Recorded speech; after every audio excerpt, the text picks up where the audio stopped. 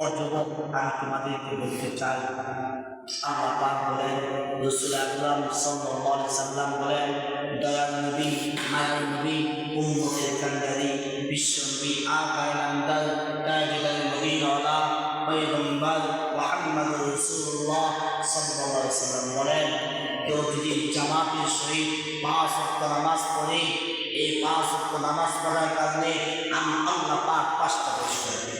সুবহানাল্লাহ। এক নাম্বার পুরস্কার কি? নাম্বার 1, আমি তাকে রিজিকের ফয়সালা করে দেব। বলেন না সুবহানাল্লাহ।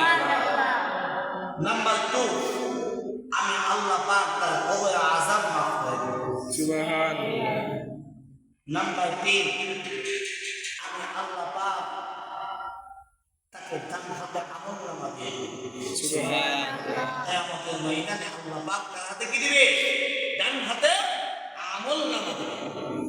নাম্বার 4, ওই কিয়ামতের ময়দানে ফুলসিরাতের রাস্তা আল্লাহ পাক করে দিবে। সুবহানাল্লাহ। নাম্বার 5, আল্লাহ বলেন তাকে আমি বিনে হিসেবে জান্নাত দেব।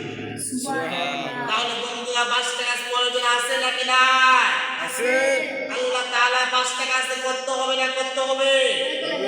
আপনি আমি যদি 5 ওয়াক্ত নামাজ পড়ি, 5 ওয়াক্ত নামাজের বিনিময়ে আল্লাহ পাক আপনি আমাকে এই 5টা পুরস্কার দান করবে। আল্লাহ পাক নিজে, আল্লাহ পাকের রাসূল মুহাম্মদুর রাসূলুল্লাহ সাল্লাল্লাহু আলাইহি সাল্লাম নিজে জবান দিয়ে বলেছে, হাদিস শরীফের মধ্যে বর্ণনা হয়েছে। এই জন্য বন্ধু আমার, মা ও বোনেরা, যুবকদেরকে বলতে চাই, আপনারা আজকে 5 ওয়াক্ত নামাজ পড়বেন তো ইনশাআল্লাহ? ইনশাআল্লাহ।